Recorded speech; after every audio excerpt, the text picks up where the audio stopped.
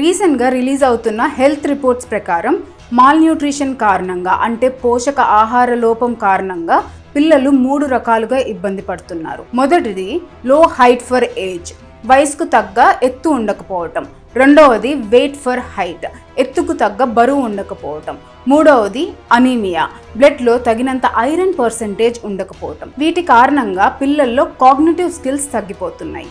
Cognitive skills అంటే జనరల్గా human brain ఆలోచించటానికి, చదవటానికి, నేర్చుకోవటానికి, గుర్తుపెట్టుకోవటానికి ఉపయోగించే నైపుణ్యాలు.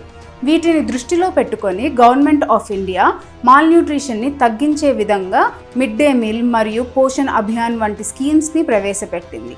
నేటి బాలలే రేపటి పౌరులు కాబట్టి మనమందరం కూడా మాల్న్యూట్రిషన్ని తగ్గించడానికి కృషి చేస్తూ మన పిల్లలకి ఎలాంటి ఆహారం ఇస్తున్నామో గమనించుకోవాలి.